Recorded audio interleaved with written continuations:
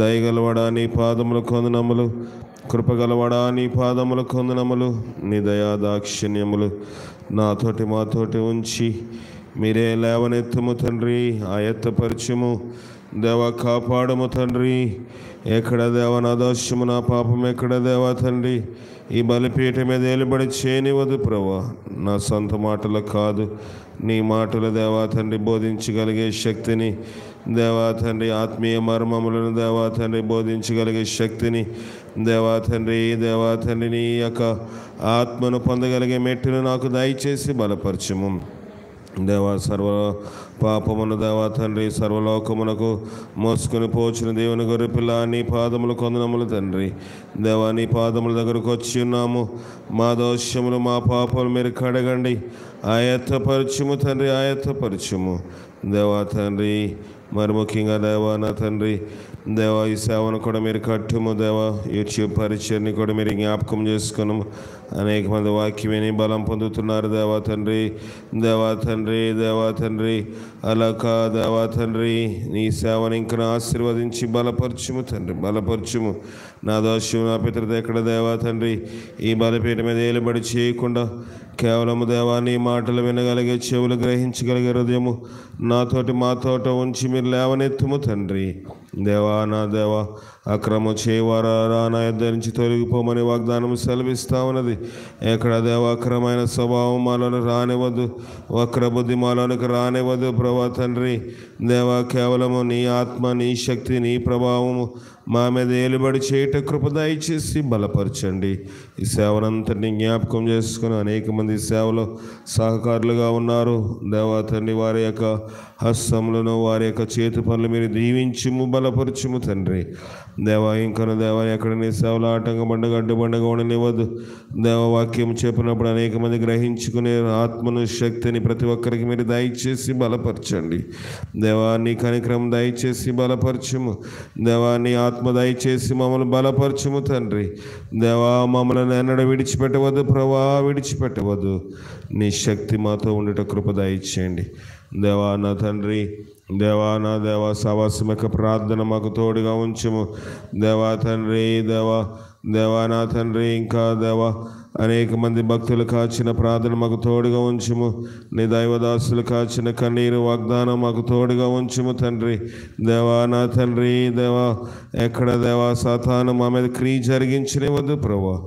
నీ క్రియలు మాలో ఉంట కృప దయచేయండి, నీ ఆత్మతో ఉంట కృప దయచేయండి దేవా నా దేవా.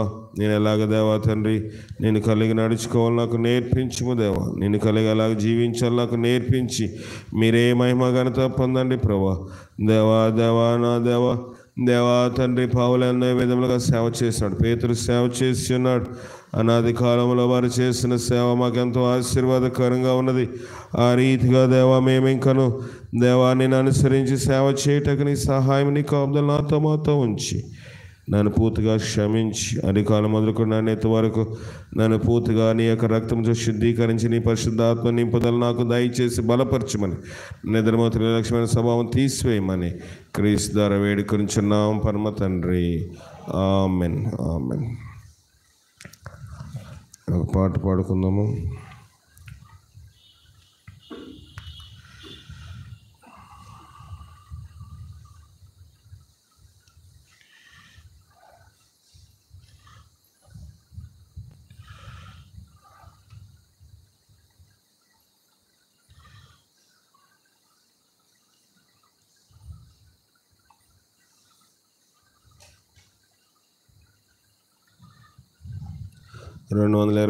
పాట. రండి సువార్త సునాదముతో, రంజిలు సిలువ నినాదముతో. 221 పాట, పేజ్ సంఖ్య 290, పాట సంఖ్య 221. రండి సువార్త సునాదముతో, రంజిలు సిలువ నినాదముతో, తంబుర సితార నాదముతో, ప్రభు యేసు దయానిధి సన్నిధికి, ప్రభు యేసు దయానిధి యేసే మానవ జాతి వికం, యేసే మానవ, యేసే ప్రజైప పావన నామం, బాసుర క్రైస్తవ శుభనామం, బాసుర క్రైస్తవ శుభనామం. రండి సువార్త సునాదముతో, రంజిలు సిలువని నాదముతో, తంబుర సితార నాదముతో, ప్రభు యేసు దయానిధి సన్నిధికి, ప్రభు యేసు దయానిధి యేసే దేవుని ప్రేమ స్వరూపం, యేసే సర్వేశ్వర ప్రతిరూపం, యేసే దేవుని ప్రేమ స్వరూపం, యేసే సర్వేశ్వర ప్రతిరూపం, యేసే ప్రజాపతి పరమేశం, ఆశ్రిత జనముల సుఖవాసం, ఆశ్రిత జనముల సుఖవాసం.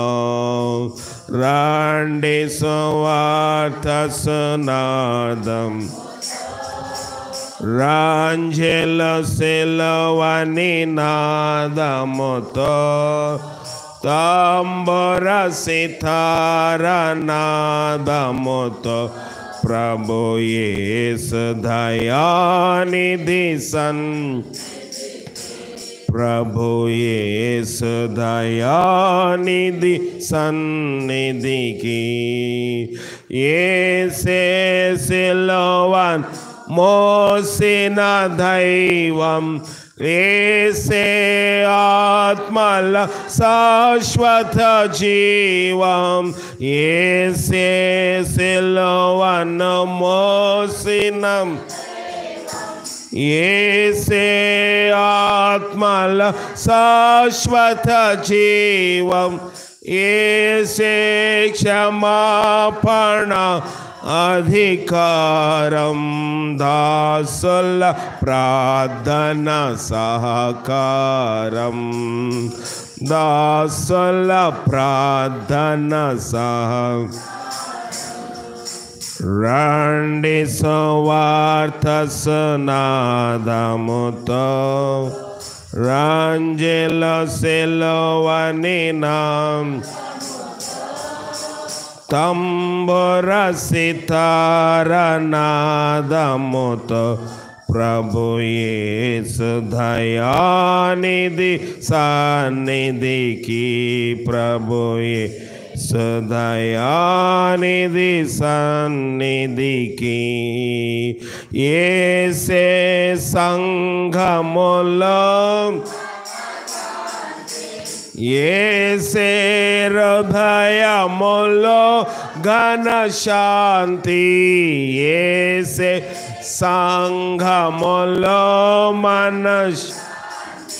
యేసే హృదయములో ఘన, యేసే కుటుంబ జీవన్ జ్యోతి, పసిపాపల్ దీవెన మోతి, పసిపాపల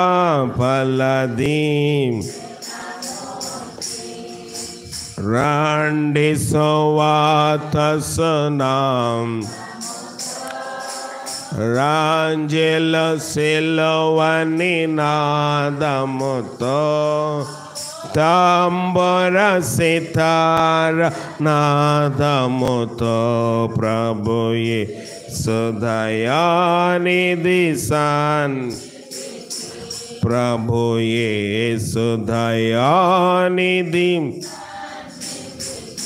యేసే పాప్ జీవన ముక్తికి మార్గం, యేసే భక్తుల బోధల స్వర్గం, యేసే జీవన ముక్తికి, యేసే భక్తుల బోధల, యేసే ప్రపంచ శాంతికి సూత్రం, వాసిగా నమ్మిన జన స్తోత్రం, వాసిగా నమ్మిన.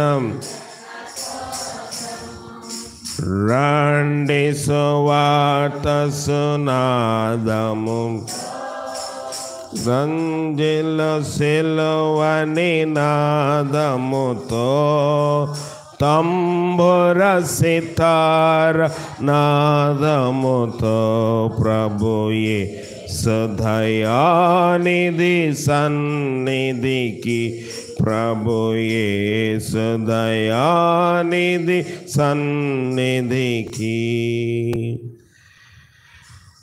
ప్రభువైన యేసుక్రీస్తు నామములో మీ అందరికీ నా వందనాలు. లైవ్లో వింటున్న సంఘ బిడ్డలకు కూడా ప్రత్యేకమైన వందనములు తెలియజేస్తూ ఉన్నాను. మరి వచ్చే శుక్రవారము మా నెల్లూరులోని మన సహోదరులు జోసెఫ్ యొక్క భార్య గర్భవతిగా ఉన్నది. మరి వారు చిన్న స్తుతి కూటము, ప్రార్థన కూటము పెట్టాలని ఆశపడుతూ ఉన్నారు. వచ్చే శుక్రవారము అనేక మందికి అక్కడ వాక్యం అందించబడిలాగా ప్రార్థన చేయండి. నెల్లూరు మాచరపాలెం సంఘస్థులు ఈ యొక్క కోడికను గమనించి ప్రతి ఒక్కరు కోడికి రావాల్సిందిగా ప్రభు పేట మనవి చేస్తూ ఉన్నాను. వచ్చే శుక్రవారం అంటే రేపు కాకుండా ఎల్లుండి సాయంత్రం 7:30 గంటలకు ఇక్కడున్నవారు ఆ కుటుంబం కోసం ప్రార్థన చేయవలసిందిగా ప్రభు పేట మనవి చేస్తున్నాను. జోసెఫ్ జెమిమా, ఆమె గర్భంతో ఉన్నది. మరి దేవుడు అవసాన కాలమందు సులువైన ప్రసూతినిచ్చి దేవుడు అనుకూలమైన బిడ్డను వారికి అనుగ్రహించులాగా ప్రార్థన చేయవలసిందిగా వారి తరపున సంఘ బిడ్డలని కోరడము జరుగుతూ ఉన్నది. అయితే మరి మాచవరపాలెం వారు రానటువంటి వారికి తెలియచేయవలసిందిగా ఈ సంగతి మీకు మనవి చేస్తూ ఉన్నాను. వారి కుటుంబస్తులు కూడా మీకు తెలియచేస్తారు. దేవుని వాక్యం చూసుకుందాం. 1 పేతురు 2వ అధ్యాయము 5వ వచనము, 214 కొత్త నిబంధన భాగంలో పేజ్ సంఖ్య 214. బేస్ ఒక పాయింట్ తగ్గించాను. 214 పేజీ 1 పేతురు 2వ అధ్యాయము 215 పేజీ 5వ వచనం. యేసు క్రీస్తు ద్వారా దేవునికి అనుకూలమగు ఆత్మ సంబంధమైన బలులు అర్పించుటకు పరిశుద్ధ యాజకులుగా ఉండనట్లు మీరును సజీవమైన రాళ్ళనై ఉండి ఆత్మ సంబంధమైన మందిరముగా కట్టబడుచున్నారు. సరిపోతుందండి. యేసుక్రీస్తు దేవునికి అనుకూలమగు ఆత్మ సంబంధమైన బలు అర్పించుటకు, ఏమర్పించడానికంట? ఆత్మ సంబంధమైన బలులను అర్పించుటకు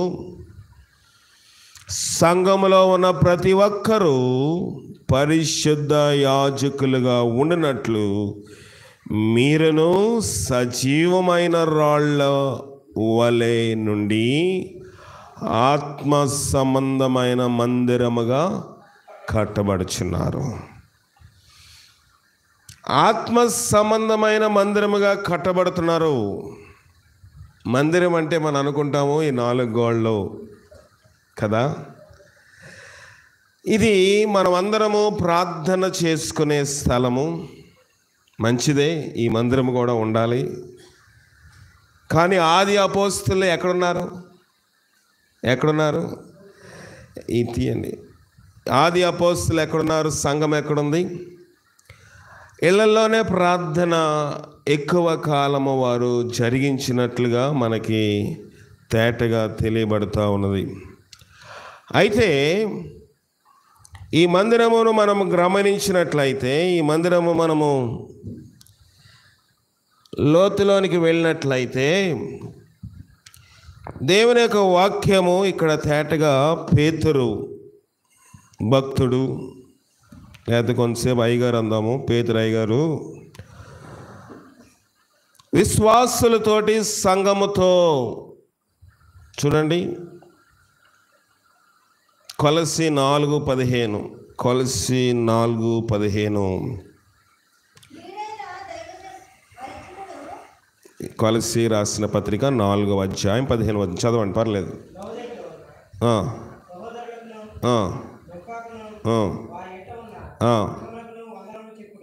వారి ఇంట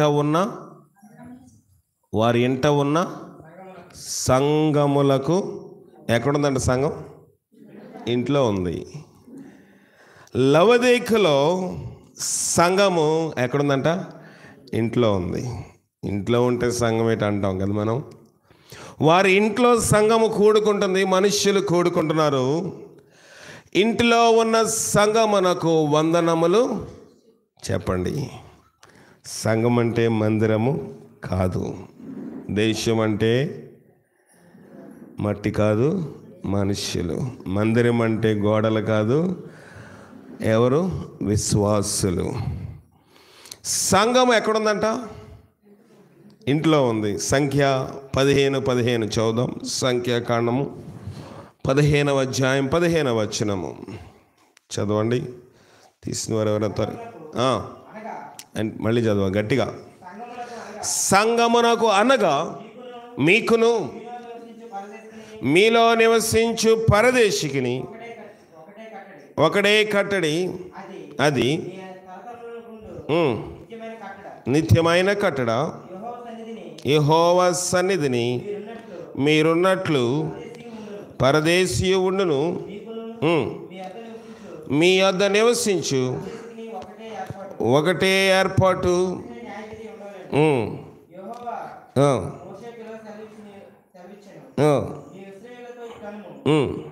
సరిపోతుంది.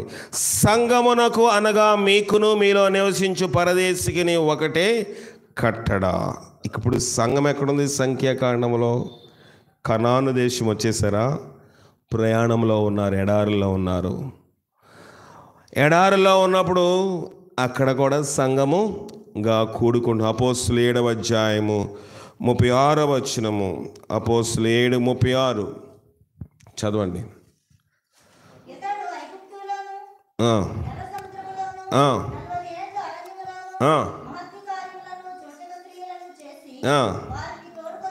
వారిని తోడుకుని వచ్చెను.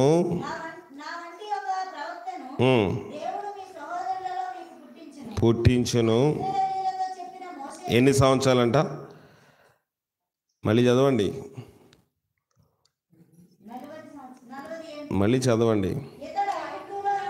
ఇతడు ఐగుప్తులోను, ఎక్కడంట? ఎర్ర సముద్రంలోను 40 సంవత్సరముల. సంఘం ఎక్కడుంది? అరణ్యంలో ఉంది. సంఘం ఎక్కడుందంట? అరణ్యంలో ఉంది. ఇక్కడ ఎక్కడుంది? కొలసీలోని ఇంట్లో ఉంది.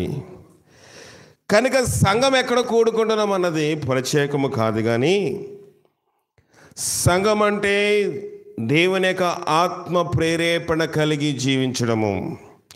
ఇప్పుడు మనం ఇక్కడ వాక్యము చూసినట్లయితే, ఇక్కడ నా మనుష్యులు ఏం చెప్తా ఉన్నా? ఫోన్ చేశారా? ఎవరికి? లైన్ మ్యాన్కి ఫోన్ చేయండి, అది కూడా నేను చెప్పాలి. ఇక్కడ మీకు ఇక్కడున్న సంఘమునకు మనము ఇక్కడ పేతురు ఏం చెప్తున్నారంటే, మీరు సజీవమైన రాళ్ళ వలె నుండి ఆత్మ సంబంధమైన మందిరముగా కట్టబడతా ఉన్నారు. ఆత్మ సంబంధమైన మందిరము. ఏ మందిరం అంట? ఆత్మ సంబంధమైన మందిరము. ఎలాగున్నారంట? సజీవమైన రాళ్ళు. రాళ్ళు సజీవంగా ఉంటాయా? అంటే వీళ్ళలో ఉన్న విశ్వాసం ఎంత స్థిరమంటే వారు సజీవమైన రాళ్ళు వలె ఉన్నారు. మంచిదే. ఇప్పుడు సంఘానికి సహాయపడుతున్న వాళ్ళు వీళ్ళే. పేతురు కానివ్వండి, పౌలు కానివ్వండి, ఆదిమ సంఘస్థులు ఏ రీతిగా సహాయపడ్డారో, ఏ రీతిగా వారి యొక్క ఆస్తులను ఏ రీతిగా దేవుని కోసం సమర్పించారో మనం చూసాము. ఆ భాగంలో కొంచెం వెళ్దాము. 2వ అధ్యాయము 44, అపోస్తులు 2:44 చదవండి. అపోస్తులు 2:44. అపోస్తులు రాసిన కార్యములు 2వ అధ్యాయము. విశ్వసించిన వారందరూ ఏకముగా కూడి ఏంటంట, తమకు కలిగినదంతయు ఎలా ఉంచుకున్నారంట, ఉంచుకొని ఇదియో కాక వారు తమ స్థిరాస్తులను అమ్మి అందరికీ వారి వారి అక్కర కొలది ఏం చేస్తారట. పెంతెకోస్తు దినమందు జరిగిన దాంట్లో మనం అపోస్తుల కార్యములు చూస్తున్నాం కదా. ఎంతమంది బాప్తీసం పొందారు? 3,000 మంది బాప్తీసం పొందారు. విశ్వసించిన వారందరూ, పేతురు వాక్యం చెప్పాడు, యోహాను వాక్యం చెప్పాడు. నాకులాగ పెద్ద పెద్ద ఆర్భాటం వాళ్ళు చేయలేదు. అప్పుడు ఇలాంటి సౌండ్ సిస్టమ్ ఎక్కువ ఇలాంటివి ఏమి ఉన్నాయా? లేవు. అన్ని వేల మందికి వాక్యము చెప్తే అర్థమైందా? అర్థం అవ్వలేదా? కానీ ఇప్పుడు ఇంత గట్టిగా చెప్పిన వాక్యము అర్థం అవట్లేదు. తేడా ఎక్కడుందో మనమే గ్రహించుకోవాలి. ఇప్పుడు మనకి ఇంత ఎఫెక్ట్ ఉన్నా, అరిచినా, చిన్న దాంట్లో ఉన్నాం, మనం విని దాని ప్రకారం గ్రహించుకోలేము. అందుకే ప్రభు అన్నాడు, చెవులు గలవాడు ఆత్మ సంగములతో చెప్పిన సంగతులు చెవులు గలవాడు వినుగాక. 3,000 మంది వాక్యం విన్నారు, అనేక మంది ఉన్నారు. 3,000 మంది బాప్తీసం పొందారు. వారు తమ స్థిరాస్తులను అమ్మేశారంట. అమ్మేసి పేతురయ్య గారు, యోహానయ్య గారు రండి కోటాలు పెట్టండి అని కోటాలకు డబ్బులు ఇవ్వలేదు వాళ్ళు. సంఘంలో ఎవరెవరికి అక్కర ఉందో వారందరికీ అక్కర కొలది పంచిపెట్టేశారు. ఎందుకు పంచిపెట్టారు? పంచిపెట్టవలసిన అవసరం ఏముంది? ప్రభు అన్నాడు, నిన్ను వలె నీ పొరుగు వారిని ప్రేమించుము, నిన్ను వలె నీ పొరుగు వారిని ప్రేమించుము. అంటే ప్రేమ గురించి వారికి ఎంత గట్టిగా బీజం నాటుకుందంటే ఆస్తులను వారు అనుభవించడానికి కూడా వాళ్ళకి ఇష్టము కాలేదు. అంటే ఇప్పుడు అనేక మందికి పంచిపెట్టినప్పుడు ఎవరికి సంఘములోని హెచ్చుతగ్గులు లేవు. ఇటీవల ఒక సేవకుడు వచ్చి నాతో మాట్లాడుతూ ఉన్నాడు, అయ్యా కొన్ని సంఘములు అందరూ తెల్లబట్టలు వేసుకుంటారు, మంచిదంటారా చెడ్డదంటారా అని అడిగాడు. కొన్ని సంఘాలు అందరూ తెల్లబట్టలు వేసుకుంటారు, మంచిదంటారా చెడ్డదంటారా అంటే నేను అన్నాను, అది ఆజ్ఞ కాదు కానీ నా మట్టుకైతే అది మంచిదే. ఎందుకంటే దానివల్ల హెచ్చు తగ్గులు లేవు. ఈ 5,000 రూపాయలు చీర కట్టుకుంది, నేను 500 రూపాయల చీరే కట్టుకున్నాననే డిఫరెన్సెస్, భేదాలు ఉండవు. ఉంటాయా? అందరూ తెల్లబట్టలే. దగ్గరకు వచ్చి గట్టిగా నలిపితేనే కానీ బట్ట నాణ్యత తెలీదు. నా అభిప్రాయం వరకే చెప్తున్నాను. బైబిల్లో తెల్లబట్టలే కట్టుకోమని ఎక్కడా లేదు. కానీ కొంతమంది సంఘ నాయకులు, కాపర్లు, సంఘ పెద్దలు నిర్ణయించారు, మంచిదే, దాంట్లో అవలంబించగలిగితే మంచిదే. అన్నీ బైబిల్లో ఉన్నాయి, మనం పాటించట్లేదు. కొన్ని బైబిల్లో లేనివి కూడా కొన్ని పద్ధతులు పెద్దలు నిర్ణయించి మనం పాటిస్తూ ఉన్నాము. మంచిదని చెప్పినప్పుడు అయ్యా నేను ఎప్పుడు ఇలాగ ఆలోచించలేదు, తెల్లబట్టలు వేసుకుంటేనే పరిశుద్ధత అన్న విధంగా ఆలోచించాను, కానీ అందరూ సమానంగా ఉంటారు సంఘంలో ఆలోచించలేదు. మంచి అభిప్రాయం చెప్పారు అన్నాడు. ఇప్పుడు ఇక్కడ సంఘములో వీరు స్థిర ఆస్తులను పంచిపెట్టేశారు. పంచిపెట్టి ఏం చేశారంట? 4వ అధ్యాయం 32వ వచనము. మళ్ళీ రెండవసారి ఎంతమంది కూడారని చెప్పాను? 5,000 మంది పురుషులు అక్కడికి వచ్చారని చెప్పాను కదా. వాళ్ళు ఏం చేస్తున్నారు చూద్దాం. విశ్వసించిన వారందరూ ఏక హృదయమును ఏకాత్మ గలవారై ఉండిరి. ఎవడను తమకు కలిగిన వాటిలో ఏది తనదని అనుకోలేదు. వారికి కలిగినదంతయు వారికి సముష్టిగా ఉండెను. వారందరూ ఎలాగున్నారంట? ఏకం ఆత్మగలవారై ఉండిరి. ఎవడను తనకు కలిగిన ఏదియో తనదని అనుకోలేదు. ఈ బాటిల్ నాది అనుకుంటే ఎవరికైనా ఇవ్వగలనా? నీళ్ళు ఇవ్వగలనా? ఇవ్వలేను. ఎవరు అలాగ అనుకోలేదండి. ఎవరను తనకు కలిగిన వాటిలో ఏదియో తనదని అనుకోలేదు. నాది అనే స్వభావం ఎప్పుడు వస్తుందో ఇతరులకి దాన్ని మనం ఎప్పుడు షేర్ అంటే ఏంటి? పంచలేం. ఇక్కడ ఎవరు అనుకోలేదు కనుక వారికి కలిగినంత వారికి సంసృష్టిగా ఉండిన అందరికీ కూడా సమానమైన పాలుంది. ఎవరికి ఎక్కువ లేదు, తృప్తిగా ఉందంట. తర్వాత ఏం జరిగింది? 33వ వచనము. ఇదియుగాక అపోస్తుల్లో బహు బలముగా ప్రభువైన యేసు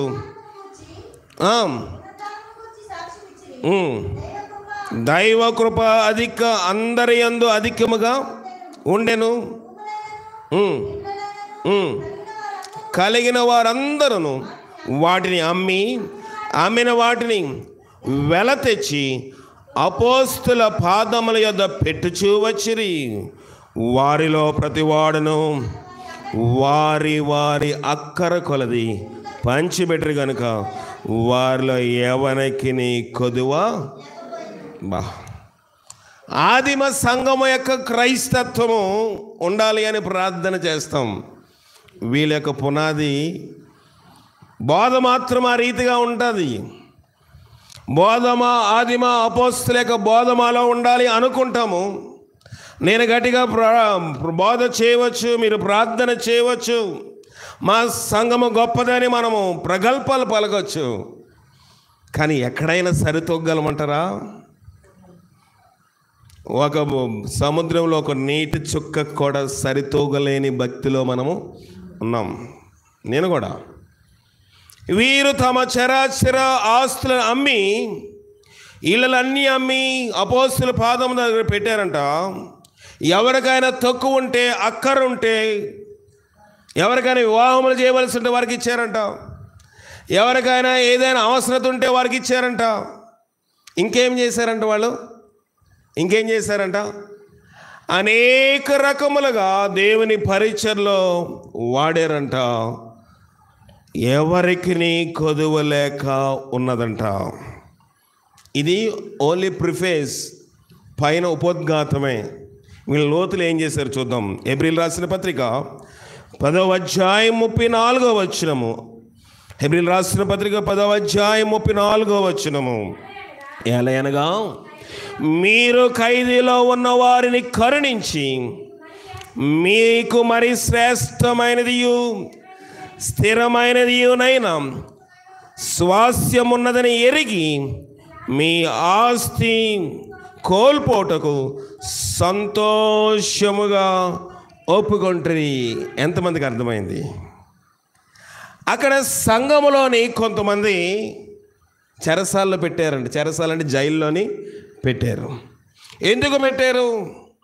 ఆ రోజుల్లో యేసు ప్రభు బోధ అంటే ఎవరికి ఇష్టం లేదు కనుక నమ్ముకున్న వారిని, సువార్త ప్రకటించిన వారిని అనేక మందిని ఏం చేశారంటే వాళ్ళు ఖైదీలోని చెరసాల్లో పెట్టేశారు. ఇప్పుడు వాళ్ళకి బెయిల్ తేడానికి ఏంటి? అక్కడ లాయర్కి, ప్లేడర్కి డబ్బులు ఇవ్వడానికి ఏంటి? లేకపోతే ఇంక దేనికంట వాళ్ళ కేసులు కొట్టివేయించడానికి ఏంటి? న్యాయాధిపతులతో మాట్లాడడానికి ఏంటి? ఖైదులో ఉన్న వారిని కరుణించి మీకు మరీ శ్రేష్టమైన స్థిరమైనదినైనా స్వాస్థ్యం ఉన్నదని ఎరిగి మీ ఆస్తి కోల్పోటకు సంతోషముగా. దేనికోసం ఖర్చు పెట్టారంట? సంఘములో ఎవరో జైలుకి వెళ్తే వాళ్ళు విడిపించడానికి వీరి స్థిరాస్తులను అమ్మేశారు. ఆదిమ సంఘం అలాగుంది. మనం ఎలాగుంటున్నాము? మన యొక్క పోరాటం దేనికోసం ఉంది? అది నాది. ఈ వస్తువు నాది, ఇది నాకు సంబంధించింది, ఎవరో వాడకూడదు, నేను తప్ప నేను అనుభవించాలి, దేవుడు నన్ను ఉన్నతమైన మెట్లో పెట్టాడు. చాలామంది అనుకుంటారు దేవుడు ఆశీర్వదించడం అంటే ఒక్కలే అనుభవించమని కాదా? కాదు కదా. దేవుడు మనం ఆశీర్వదించాడంటే ఇప్పుడు నేను చూడండి, జాగ్రత్తగా వినండి. ఇప్పుడు నేను ఒక బాగా రుచిగా వంట వండగలను అనుకోండి, జాగ్రత్తగా వింటున్నారా? ఇప్పుడు నేను రుచిగా వంట వండగలను. కొంతమంది నూనె ఉండవచ్చు, మంచిగా మాంసం ఉండవచ్చు, స్టవ్ ఉండవచ్చు, అన్నీ పలావ దినుసులు అన్నీ ఉండవచ్చు. కొంతమంది వండలేరు. ఇప్పుడు వారికి రుచిగా వండుకోలేను ఒక 10 మందికి నేను వండి పెడితే మంచిదా చెడ్డదా? మంచిదే కదా. వారు కూడా సంతోషపడతారు కదా. అయ్యో మేము ఎలాంటి ఆహారం వండుకోలేకపోతున్నాం, పోన్లే ఈయన ద్వారాగా అయినా నేను ఈ దినమంది ఆహారం మంచిగా తిన్నాననే సంతృష్టి వారిలో ఉంటుంది. ఈ యొక్క ఆది అపోస్తులు చేసింది అదే. ఆది అపోస్తులు చేసిన భాగంలో మనం చూసినట్లయితే వారు ఏమి చేయగలరో అందరికీ అలాగ చేసుకుంటూ వెళ్ళిపోయారు. వారు ఎవరినైనా చదివించగలిగితే వారు ఏం చేసేవారంటే ఇతరులు కూడా చదివించడానికి వారి యొక్క ఆస్తులను ఖర్చు పెట్టారంట. వారు ఎవరికైనా పెళ్ళిళ్ళు బాగా చేసుకునే శక్తి సామర్థ్యత ఉంటే వారు ఆస్తిని అమ్మేసి లేమిలోని అస్సలు పెళ్లి చేసుకోకుండా ఇంట్లోనే ఉండిపోయేవాడికి వారు ఆస్తులమ్మి వారి యొక్క పెళ్లిలో వారు సహాయపడ్డారంట. ఇక్కడ జైల్లో ఉన్న వారిని విడిపించడానికి సహాయపడతా ఉన్నారు. అయ్యో మనము కనీసం ఎండగా ఉంది కదా, మన దగ్గర ఎవరికి సంతృప్తిగా ఉండకపోవచ్చు, కానీ మనమేమి ఎవరం కూడా అడుక్కుని తింటలేదు కదా. మనకు ఉన్నంతలో సమృద్ధిగా ఉంది కదా. ఎవరికైనా గిన్నెడు చన్నీళ్ళు మనం ఇవ్వగలుగుతున్నామా? అయ్యా నేనెందుకు ఇవ్వాలి, నేనే 10 రూపాయలు పెట్టి మినరల్ వాటర్ కొనుక్కుంటున్నాను, నేనే రూపాయలు పెట్టి కొనుక్కుంటున్నాను, అందులోనే 1 లీటర్ బాటిల్లో మంచినీళ్ళు ఎవరికైనా దాహము చేస్తే ప్రభు దృష్టిలోని జీవగ్రంథమందు నీ యొక్క మంచి కార్యము లిస్టులో ఆ పేరులోని నీ యొక్క పేరు లిఖించబడుతుంది. అవునా కదా? ఎవరైనాను నా నామములోని గిన్నెలు చనీళ్ళు ఇచ్చిన వాడు నిశ్చయముగా ఫలము పొందకుండా ఉండడని మీతో నిశ్చయముగా చెప్పుచున్నాను. డౌట్ లేదు, నో డౌట్ ఎట్ ఆల్. అస్సలు సందేహించవలసిన అవసరత లేదు. ఖైదీలో ఉన్న వారికి సహాయపడ్డారు, బాధల్లో ఉన్న వారికి సహాయపడ్డారు. మనమైతే నేను 5,000 రూపాయలు పట్టు చీర కొనుక్కోవాలంతే. నువ్వు 1,000 రూపాయలు కొనుక్కొని మిగతా 4,000 నలుగురికి కొనిస్తే దేవుడు దాని అది సమృద్ధి అంటే. నేను ఒక్కడే సమృద్ధిగా ఉంటే, నువ్వు ఒక్కడవే సమృద్ధిగా ఉంటే ఇతరులు సంతోషిస్తారా? చెప్పండి, సంతోషిస్తారా? ఇక్కడ అదే చేశారు. అందరికీ సమృద్ధిగా ఉందంట, అందరికీ సంశిష్టముగా ఉండెను అని బైబిల్ చెప్తా ఉంది. ఎవరికైనా సహాయపడేవారుగా ఉన్నామా? క్రైస్తవ ప్రేమను మనము ఇతరులకు చూపించేవారు. దయచేసి ఎవరు నిద్రపోవద్దు. ఇక్కడ ఖైదీలో ఉన్న వారికి సహాయం చేశారంట. అపోస్తులు రాసిన కార్యములు 8వ అధ్యాయం 4వ వచనము 8:4.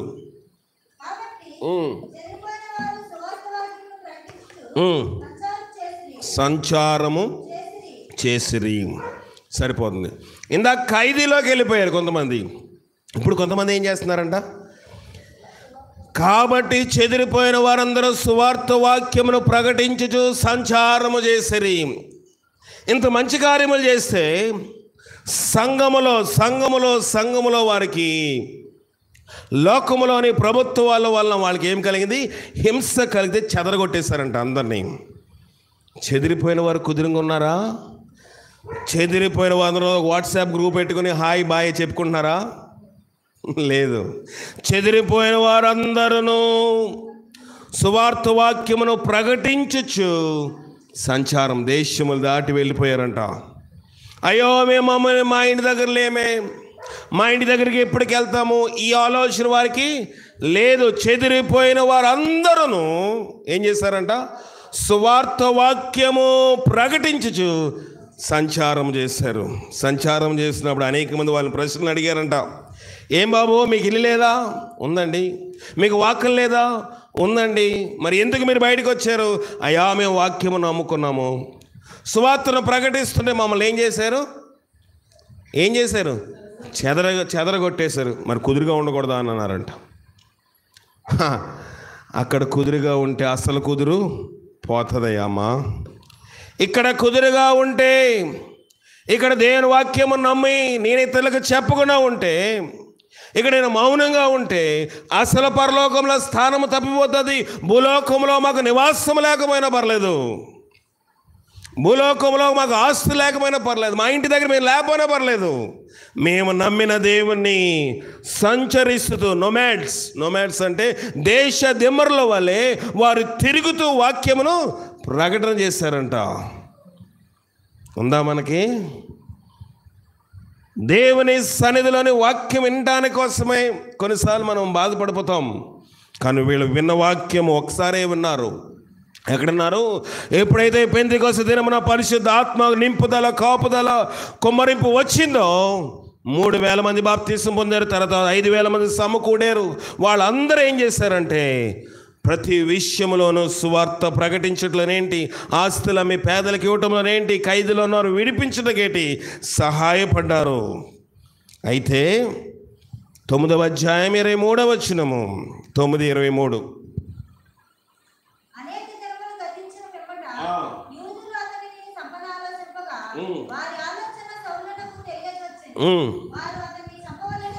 వారి అతని చంపవలనని రాత్రింబగళ్ళు ద్వారబంధముల దగ్గర కాచుకొనుచుండిరి. ఇప్పుడు పౌలు చరిత్ర మనకి చాలామందికి తెలుసు. సౌలు, అతని ముందు పేరు ఏం పేరు?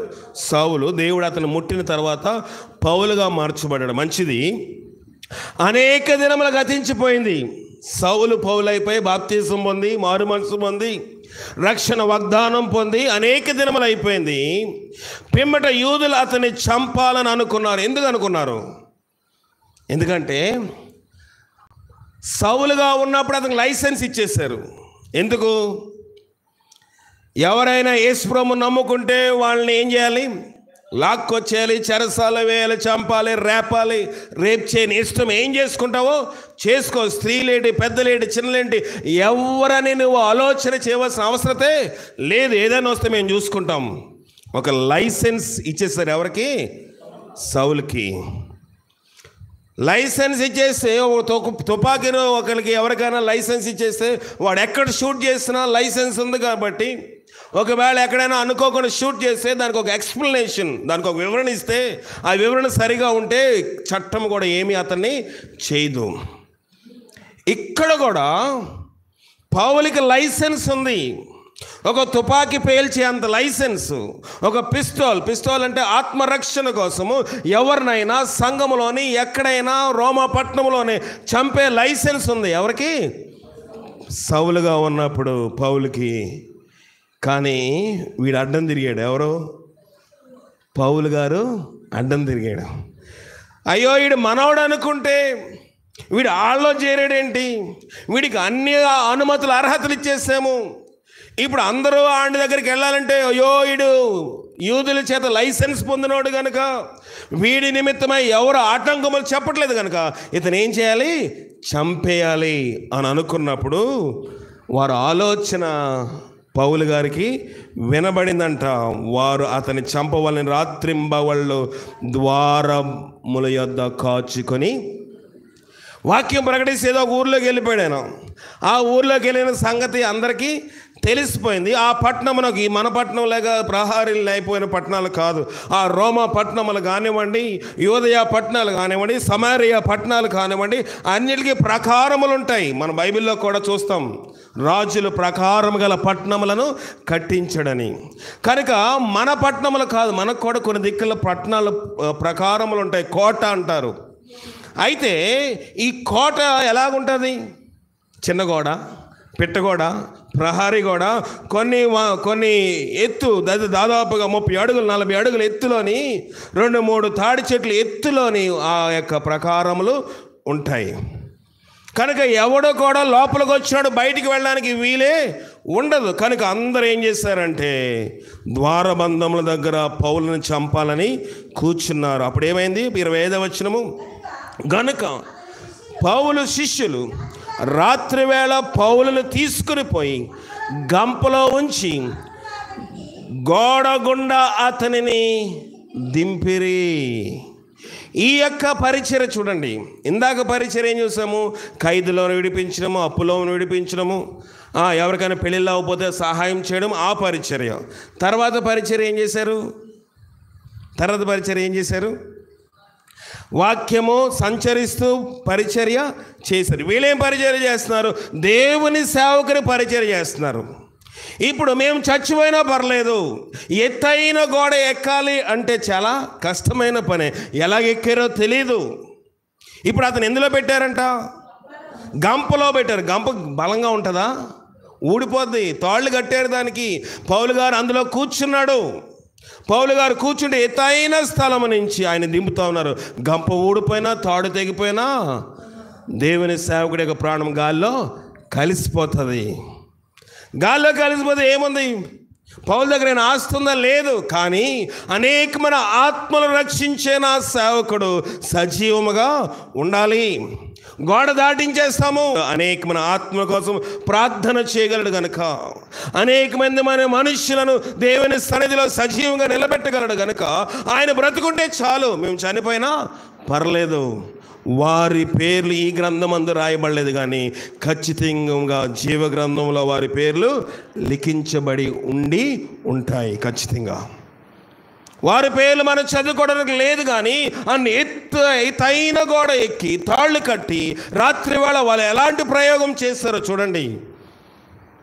త్యాగము వారి యొక్క జీవితంలో, హృదయంలో త్యాగము. దేవుని సేవకుడు సజీవుడిగా ఉండాలి. మేము చనిపోయినా పర్లేదు, మేము రక్షించబడ్డాము, మారుమనసు పొందాము, మేము మా కుటుంబాలకు దూరం అయిపోయినా పర్లేదు, కుటుంబస్తులు కూడా మారుమనసు పొందారు. కానీ దేవుని సేవకుడు లేకపోతే మా సంఘం ఏమవుతుంది? ఈ పట్టణాలు ఏమైపోతాయి? ఈ గ్రామాలు ఏమైపోతాయి? ఈ ఆత్మలు ఏమైపోతాయి? వీళ్ళందరూ నరకంలోకి వెళ్ళిపోవలసింది కదా అని వారు పౌలు గారిని గంపలో కూర్చోబెట్టి జాగ్రత్తగా గోడగుండా ఆయన్ని దించేశారు.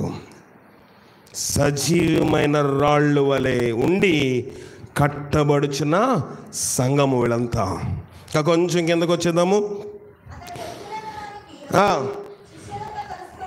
సరిపోతుంది. గలతీయులు రాసిన పత్రిక 4వ అధ్యాయము 15వ వచనము. గలతీ 4:15. గలతీ 4వ అధ్యాయం 15. ఎలాంటి పరిచయం చేస్తున్నారు చూద్దాం. గలతీ 4:15. గలతీ 4వ అధ్యాయం 15వ వచనము. తీసారా? దొరకట్లేదా మీకు? గలతీ పత్రిక తీసిన వాళ్ళ పేజీ సంఖ్య చెప్పండి.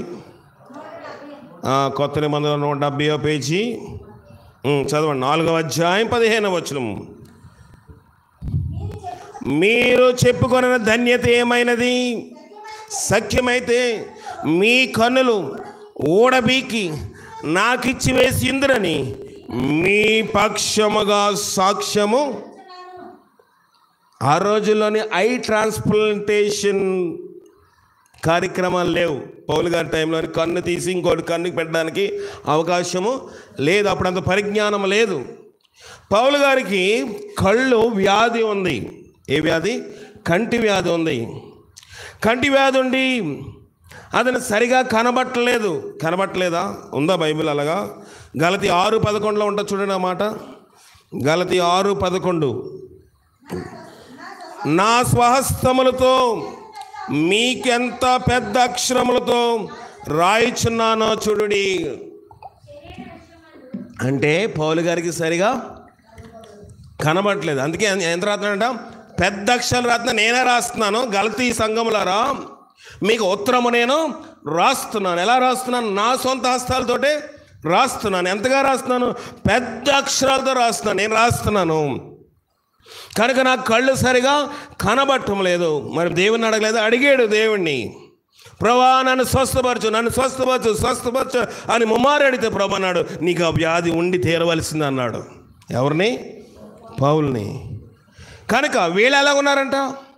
గలతీ సంఘస్థులు అంటున్నారు, అయ్యా మా కళ్ళు లేకపోయినా పర్లేదు, చూడండి మా కళ్ళును మీరు చెప్పుకున్న ధన్యత ఏమైనది, సఖ్యమైతే మీ కన్నులు ఓడబిక్కి నాకు ఇచ్చి వేసి ఇందురని మీ పక్షముగా సాక్ష్యము.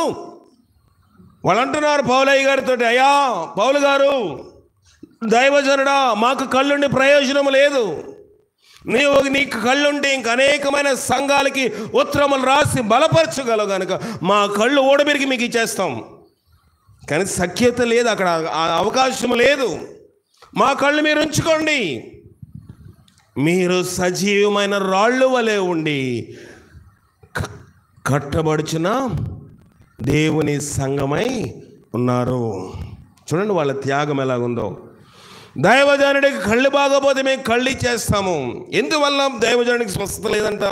2 కొరింథీ 12:7 చెప్తున్నాడు, పౌలు చెప్తున్నాడు. చూడండి 2 కొరింథీ 12:7, నాకు కలిగిన ప్రత్యక్షతలు బహు విశేషముగా ఉన్నందున నేను అత్యధికంగా హెచ్చిపోకున్నట్లు నా నిమిత్తం నాకు శరీరంలో ఒక ముళ్ళు ఏముందంట? పౌలు గారికి ఏముందంట? ప్రత్యక్షతలు బహు విశేషముగా ఉన్నాయి. పౌలు గారికి ఉన్న ప్రత్యక్షతలు ఏంటి? నేనైతే మీకు చేసి ప్రార్థన చేస్తాను, లేకపోతే ఉపవాసం ఉండి ప్రార్థన చేయాలండి. పౌలు గారికి అలాగ అవసరం లేదు. నీ యొక్క చేతి కూడా చేతి రుమాలు తీసుకెళ్ళి పౌలుకి అలా తాకించి నేను వెళ్ళి ఆ రోగి మీద పెట్టాను అనుకోండి, ఆ రోగి ఏమైపోతాడు? స్వస్థపరచబడతాడు. పౌలు గారు బాగా అలసిపోయి రాత్రి బెల్ట్ తీసి ఆ కొయ్యికి లేకపోతే ఆ మేకు తగిలించారనుకోండి, ఆ నడికట్టు ఆ బెల్ట్ తీసుకెళ్ళి రోగం మీద పెడితే రోగులు స్వస్థపరచబడేవారంట, దయ్యములు కూడా వదిలిపోయాయంట. ఉందా బైబిల్లో మాట? చదవండి, మరి ఉంటే చదవండి బైబిల్ పండితులు.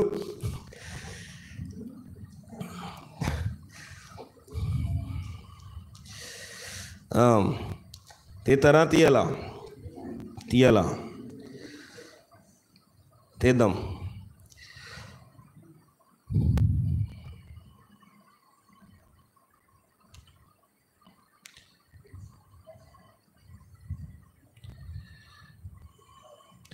దేవుని వాక్యంలో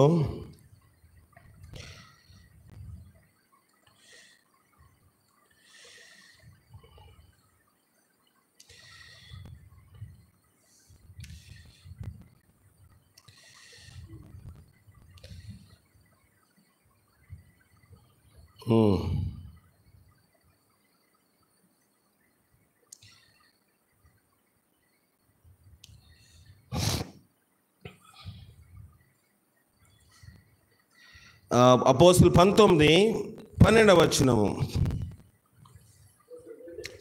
19వ అధ్యాయం 11-12 వచనాలు. అపోస్తులు రాసిన కార్యములు 19వ అధ్యాయము 11-12 వచనములు. మరియు దేవుడు పౌలు చేత విశేషమైన అద్భుతములు చేయించెను, అతనికి శరీరముకు తగిన చేతిగుడ్డలైనను నడికట్లైనను రోగుల యొద్దకు తెచ్చినప్పుడు రోగములు వారిని విడిచెను, దయ్యములు కూడా వదిలి. అది ఎవరికున్న ప్రత్యక్షత? పౌలు గారికి ఉన్న ప్రత్యక్షత ఏంటంటే, పౌలు దగ్గరికి చేతికి కర్చీఫ్ తీసుకెళ్ళినా, నడికట్టు బెల్ట్ తీసుకెళ్ళినా, ఇంకేమైనా తీసుకెళ్ళినా, అవి తీసుకెళ్ళి పౌలు గారికి అలా టచ్ చేసి రోగి దగ్గర తీసుకెళ్తే రోగాలు పోయాయంట, దయ్యములు కూడా వదిలిపోయాయంట. ఇప్పుడు పౌలు గారికి ఏముంది? ఇప్పుడు నా శరీరములో ఒక ముళ్ళు ఉంది, ఎందుకంటే నేను హెచ్చిపోకూడదు, నేను అందరినీ స్వస్థపరుస్తున్నాను. కనుక పౌల్లోకి ఏం రావచ్చు? గర్వము రావచ్చు.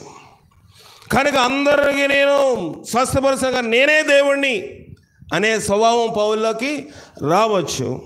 పౌలులోనికి ఎలాంటి అనారోగ్య సమస్య లేకపోతే పౌలు అనుకోవచ్చు, నాకు ప్రార్థన ఎందుకు, నేనే నన్ను టచ్ చేస్తేనే అందరూ ఏమైపోతున్నారు?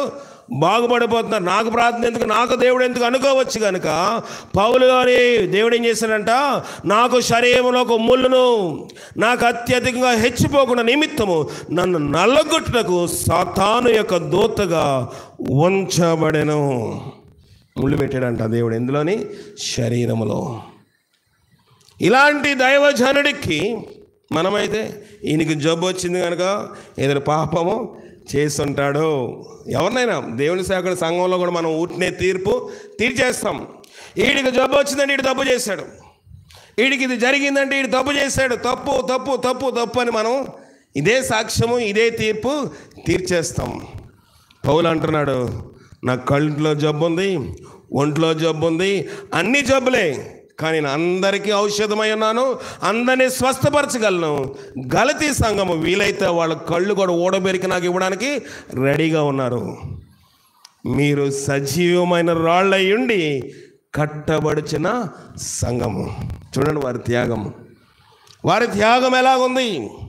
దైవజనుల పట్ల, సంఘంలో ఉన్న విశ్వాసుల పట్ల, పరిచర్య పట్ల, జైల్లోని చెరసాల్లో ఖైదీలుగా ఉన్నవారి పట్ల, వివాహములు చేసుకోలేని వారి పట్ల, ఆర్థిక ఇబ్బందులు ఉన్నవారి పట్ల వారు ప్రేమను వలకబోశారు. వారు ఆ దినమందు ఈ రీతిగా ఉన్నారు కనుక నేడు ఈ దినమందు ఈ బైబిల్ మన చేతిలో ఉంది. ఆదిమ సంఘాలు, ఆదిమ అపోస్తుల యొక్క సంఘాలు, దేవుని యొక్క సేవకుడైన పేతురు కానివ్వండి, యోహాను కానివ్వండి, పౌలు కానివ్వండి, చెప్పింది తూచా తప్పకుండా వారు పాటించారంతే. ఆస్తులు నమ్మి అపోస్తుల పాదాలు ధరిపెట్టారు. అందరూ సమానంగా ఉన్నారు. కొదువు లేదు వాళ్ళకి అపజయము లేదు, వాళ్ళకి అధైర్యము లేదు. జైల్లో ఎవడ ఉన్నాడా వెళ్ళేవారు, అయ్యా డబ్బులు ఏమైనా కావాలా, మా ఆస్తిని అమ్మేస్తాం. వాటి మీద వాళ్ళకి మొక్కువే లేదంట. ప్రియమైన దేవుని సంఘమా, సజీవమైన రాళ్ళు వలె ఉండి కట్టబడుతున్న సంఘం వలె ఉన్నామా? మనం అనుకుంటున్నాం, మనం భక్తి చేస్తున్నాం, ప్రార్థన చేస్తున్నాం, దేవుని సందుకు వస్తున్నాము అనుకుంటున్నాం. కానీ సంఘములో ఎవరికైనా సమస్య ఉంటే ఆ సమస్య నాది అని నీవు నేను పంచుకోగలిగిన రోజునే నీవు నేను నిజమైన క్రైస్తవులు. సంఘంలో ఎవరైనా కానివ్వండి, ఏ విశ్వాసైనా కానివ్వండి, ఏ పేద బిడ్డ అయినా కానివ్వండి, ఏ కుటుంబంలో ఏ సమస్య అయినా కానివ్వండి, నాకెందుకులే అనుకుని పోయేవాడు ఉన్నాడంట. ఎవడతను? యాజకుడు. నాకెందుకులే అని పోయాడు. ఎవడు? లేవీడు. కానీ సమరేయుడు ఆ చోటుకు వచ్చి అతను చూచి అతని మీద జాలిపడి అతనికి నూనెయు ద్రాక్షారసం పోసి అతని గాయములు కట్టి అతని వాహనం మీద ఎక్కించుకుని పూట కోళ్ళవాని ఇంటి దగ్గర అతన్ని చేర్చి అతనిని పరామర్శించెను. సమరేయుని యొక్క జీవితం మనకు కావాలి. సంఘములో ఎవరికి ఏ సమస్య ఉన్నా, అయ్యో మన కుటుంబాలకు వస్తే మనం తట్టుకోగలమా? మన కుటుంబంలో ఇబ్బంది వస్తే మనం తట్టుకోగలమా? మనం ప్రార్థన కొన్నిసార్లు ఆర్థిక సహాయమే చేయవలసిన లేదు. ఇక్కడ గోడ ఎక్కడి వారు ఆర్థిక సహాయం చేశారా? గోడను పౌలు గారిని బుట్టలోనే తట్టలను దించారా? గంపలో దించినప్పుడు ఆర్థిక సహాయం చేశారా? వాళ్ళ డబ్బులు లేవు నాకు తెలియదు, కానీ వారు ఎక్కడెక్కడో పెద్ద పొడిగాంటి తాడులు తీసుకుని వచ్చి గంపకు కట్టి ఏం చేశారు? బుట్టని దించారు. ఎంత సురక్షితంగా అంత ఎత్తు నుంచి ఆయనను దించారు. మనం అనుకుంటాము సేవలో డబ్బు ఇస్తేనే సహాయము. ప్రార్థన సహాయం కావచ్చు, ఆర్థిక సహాయం కావచ్చు, ప్రేమించలో కావచ్చు, నీకు నా అవయవాలు దానము చేయడంలో కావచ్చు. గలతీ సంఘములు వారు కళ్ళు సైతం ఇవ్వడానికి ముందుకొచ్చారంట. దానికి పౌలు గారే సాక్ష్యము చెప్తున్నారు. అందుకే మీరు సజీవమైన రాళ్ళై ఉండి కట్టబడుచిన దేవుని సంఘమై ఉన్నారు. ఎలాగున్నాం మనం సంఘంగా? ఎవరైనా ప్రేమ చూపించగలుగుతున్నామా? చూపించి ఆయన ఆత్మ పొందినట్లుగా పరిశుద్ధాత్మ శక్తి మనకు సహాయం చేసి కాపాడుగా. ప్రార్థన చేసుకుందాం. జయముగల దేవా, నీ ఘనమైన పాదాలకు వందనాలు. నీ సహాయం మాకు దయచేయండి. మేము సజీవమైన రాళ్ళ వలె ఉండి కట్టబడుచిన దేవుని సంఘముగా ఉండాలి. దేవా తండ్రి, ఆయన ఆలమై ఉండాలి. ప్రభా రీతిగా నన్ను మమ్మల్ని చేయండి. ఎవరికి ఏ కష్టం వచ్చినా సంఘంలోనే కానివ్వండి, ఇరుగు పొరుగు వారికి కష్టం ఇబ్బంది వచ్చినప్పుడు ఈ కష్టము నాది అని మేము వేసుకున్నప్పుడు ఇతరులకు మేము ఆశీర్వాదకరంగా ఉండాలి. ఇతరులకు మేము మేలుకరంగా ఉండగలము. ఖైదులో ఉన్నవారు విడిపించారు, ఆర్థిక ఇబ్బందులను విడిపించారు, వివాహములు చేసుకోలేని వారిని విడిపించారు. దేవా తండ్రి, పౌలు గారికి కళ్ళు బాగోలేనప్పుడు కళ్ళు ఇవ్వడానికి ముందుకొచ్చారు. దైవజనుడు ఇబ్బందిలో ఉన్నప్పుడు ఆయనను సురక్షితముగా బుట్టలోని గంపలోని తట్టలో నుంచి ఆయనను క్షేమముగా గోడ వెంబడి ఆయన దించారు. మేము ఎలాగున్నాం ప్రభా? కొంతమంది చెదిరిపోయిన వారు, కొంతమంది దేవా తండ్రి ఇంట్లో ఉండడానికి వీలు లేకుండా ఉన్నప్పుడు వారు సైతము సంచరించుచు దేవుని వాక్యం ప్రకటించారు. ఏది ప్రభువా మా త్యాగము, నా త్యాగం ఏది ప్రభువా? నీ దగ్గర నేను నిలబడినప్పుడు నేను ఎలాగుండగలను, నేను ఏది నిలబడగలనా? ఆ గ్రహింపు నాకు దయచేసి బలపరచు. నీ శక్తి చేత నన్ను మమ్మల్ని నింపి మీరే మహిమ ఘనత పొందమని మా ప్రభును రక్షకుడైన క్రీస్తు ద్వారా అడిగి వేడుకొనిచున్నాం పరమ తండ్రి. ఆమేన్. మన పరమ తండ్రి అయిన దేవుని యొక్క ప్రేమ, కుమారుడైన యేసుక్రీస్తు వారి యొక్క కృప, పరిశుద్ధాత్మిక సహవాసము, సజీవమైన రాళ్ళ వాళ్ళుండి కట్టబడే సంగముగా మనం ఉండి బలం పొందినట్లుగా సహాయం చేసి కాపాడునుగాక. ఆమేన్. అందరికీ వందనాలు. సెలవు తీసుకుందాం.